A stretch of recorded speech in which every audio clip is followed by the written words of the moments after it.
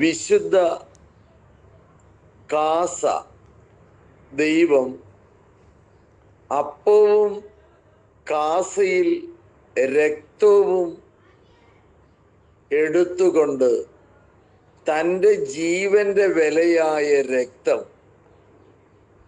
Israel മക്കൾക്കായി അവിടുന്ന് നൽകുകയാണ്. ശിഷ്യന്മാരെ ഉൾക്കൊള്ളിച്ചുകൊണ്ടാണ് കാസ ലോകത്തിന് വെളിപ്പെടുത്തുന്നത്. എൻ്റെ ശരീരം ഭക്ഷിക്കുകയും എൻ്റെ രക്തം പാനം ചെയ്യുകയും ചെയ്യുന്നവൻ എന്നിലും ഞാൻ അവനിലും വസിക്കും.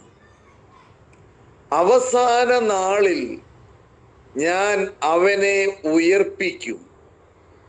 അവന് ശിക്ഷാവധി ഉണ്ടാകുകയില്ല. പ്രത്യുത അവൻ ജീവനിൽ പ്രവേശിച്ചു.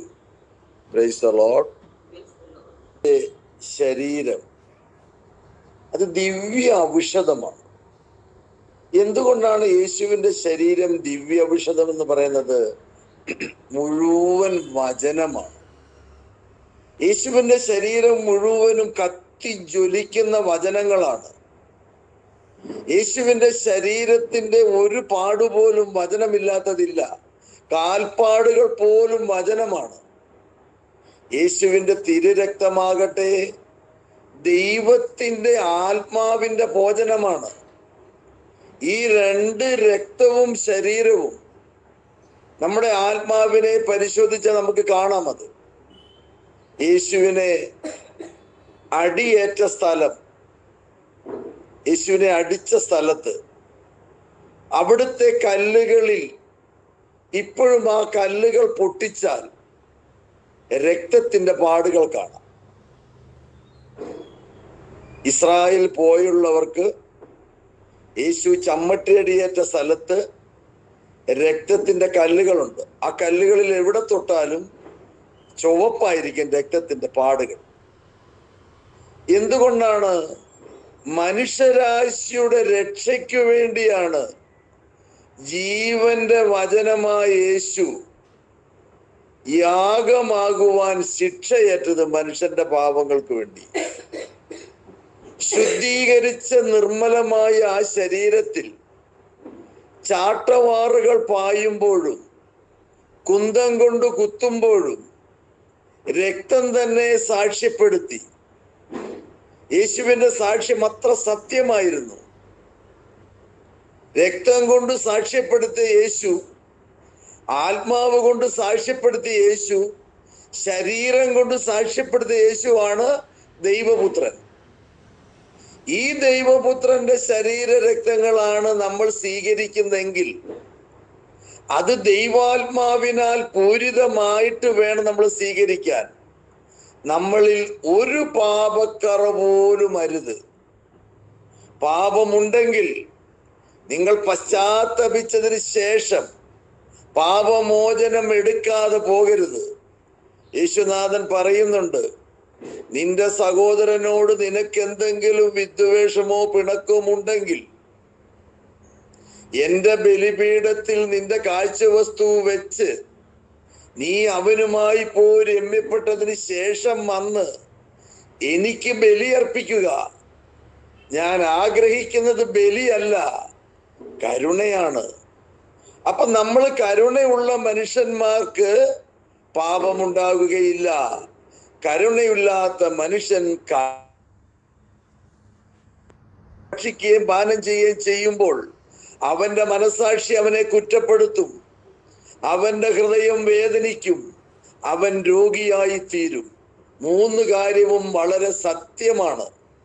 അതുകൊണ്ടാണ് യേശുനാഥൻ വ്യക്തമായി പറയുന്നത്, എൻ്റെ ശരീരം ആത്മപരിശോധന കഴിയാതെ നിങ്ങൾ ഭക്ഷിക്കുകയോ പാനം ചെയ്യുകയോ അരുത്. കാരണം അത് വിശുദ്ധമാണ്, പരിശുദ്ധമാണ്, ആത്മീകമാണ്, ദൈവികമാണ്. ദൈവികമാകുന്ന ഈ ശരീര രക്തങ്ങൾ ഒരു പുരോഹിതനായിട്ട് വാഴിക്കുന്നത് ക്രിസ്തു തന്നെയാണ്. ആ പുരോഹിതൻ ആ നിമിഷം ആത്മപരിശോധന ചെയ്തിട്ട് അവിടെ കയറി ചെല്ലൂ. ആ മധുവഹായിൽ നിന്നുകൊണ്ടത് വാഴ്ത്തുന്നെങ്കിൽ ആ ഒരു നിശ്ചിത നിമിഷം ആ പുരോഹിതൻ എല്ലാം വിട്ടിട്ട് ആ ഓസ്തി കയ്യിലെടുത്ത് കഴിയുമ്പോൾ, അത് ദിവ്യ ശരീരമായി മുറിക്കുമ്പോൾ, ആ പുരോഹിതൻ ആ ഓസ്തിയിലേക്കൊന്ന് ഒട്ടിച്ചു വെച്ചിട്ട് നോക്കും. കർത്താവിന്റെ ദർശനാത്മാവ് ആ ഓസ്തിയിൽ വന്ന് നിറയുന്നതും മറയുന്നതും ആ പുരോഹിതൻ കാണും. ഞാൻ നേരിട്ട് കണ്ടിട്ടുണ്ട്. അത് കണ്ടതിന് ശേഷമാണ് പുരോഹിതൻ ആ ഓസ്തി മടക്കുന്നത്. അതുവരെ അതൊന്നിച്ചൊട്ടിച്ചു പിടിക്കും. വിശുദ്ധ കുർബാനയിൽ ആഴപ്പെട്ടുള്ളവർക്കത് കാണാം. ആഴപ്പെടാത്തവരോട് ഞാൻ പറയുന്നില്ല. ആഴപ്പെടുന്നവൻ ഓസ്തി വൈദികൻ പൊട്ടിച്ചു കഴിയുമ്പോൾ, മുറിച്ചു കഴിയുമ്പോൾ, അതിൻ്റെ ഒരു തല മുക്കി ഇതിൽ മുക്കിയതിന് ശേഷം അത് ഒട്ടിച്ചൊന്ന് പിടിക്കും. ആ പിടിക്കുമ്പോൾ ആ മുക്കിയെടുത്ത രക്തം ആ മുറിപാടിലൂടെ ഒഴുകി വന്ന് ആ നിമിഷം ആ പുരോഹിതന്റെ ഹൃദയത്തിൽ കാണും യേശു.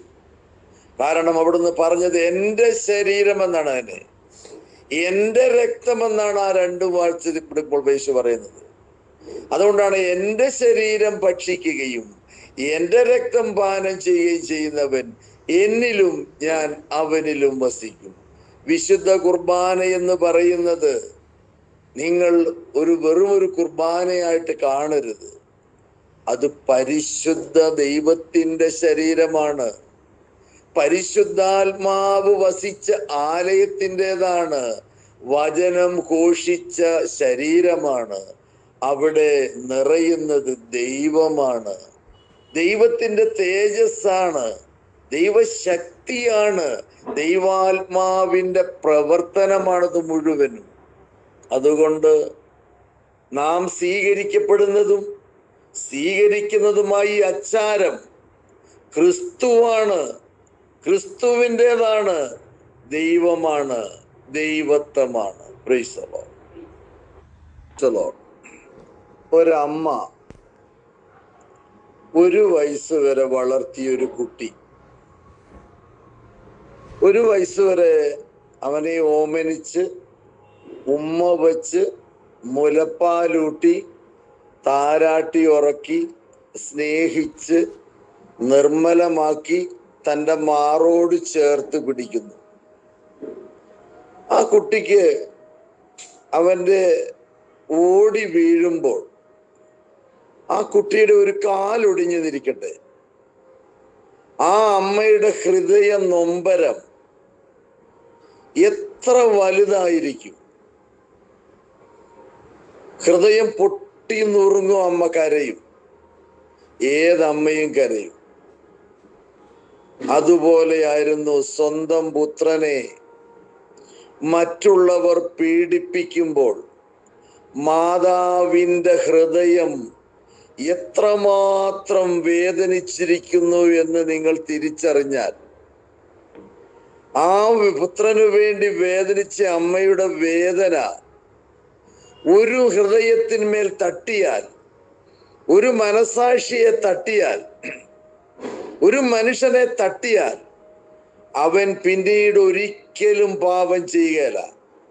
കാരണം ആ അമ്മ പുത്രനെ നോക്കി വിലപിച്ച വിലാപം അത്രയ്ക്ക് ഭയങ്കരമായിരുന്നു.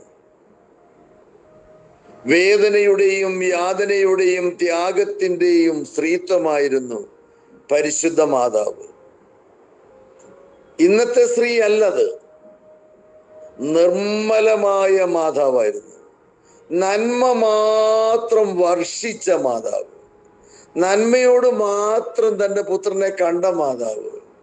ആ പുത്രനെ ലോകം പീഡിപ്പിച്ചപ്പോൾ അവിടുന്ന് അനുഭവിച്ച ദുഃഖം എത്ര കഠോരമായിരുന്നെന്ന് നാം ചിന്തിക്കുവാണെങ്കിൽ നമ്മുടെ മക്കളെ ഓർത്ത് നമ്മൾ പാപം ചെയ്യുകയില്ല. എനിക്ക് നിങ്ങൾക്ക് തരുന്ന ഒരു ഉപദേശം പരിശുദ്ധാത്മാവ് തന്നാണ്. നിങ്ങൾ നിങ്ങളുടെ മക്കളെ മാത്രം ഓർക്കുക. 1 വയസ്സായി വളർത്തിയ ഒരു കുട്ടി വീണ് വലതുകാലം ഒടിയുമ്പോൾ ആ അമ്മയുടെ ദുഃഖം എത്രയെങ്കിൽ ഒരു ശിശുവിനേക്കാൾ 10,000 മടങ്ങ് നിർമ്മലമായി യേശുവിനെ ലോകം കുരിശിൽ തറയ്ക്കുമ്പോൾ ഉണ്ടായ അമ്മയുടെ വേദന എത്ര കഠോരമായിരിക്കും. ആ മകന്റെ ശരീരരക്തമാണ് നമുക്ക് ഭോജനമായി ദൈവം തന്നെങ്കിൽ അത് ഭക്ഷിക്കുകയും പാനം ചെയ്യുമ്പോൾ നാം എത്ര നിർമ്മലരായിരിക്കണമെന്ന് നിങ്ങൾ നിങ്ങളുടെ മനസാക്ഷിയോടും നിങ്ങളുടെ ഹൃദയത്തോടും നിങ്ങളുടെ ശരീരത്തോടും നിങ്ങളോടും ചോദിക്കുമ്പോൾ നിങ്ങൾ സ്വീകരിച്ചതല്ല കുർബാന, സ്വീകരിക്കാൻ പോകുന്നതാണ് വിശുദ്ധ കുർബാന. Praise the Lord.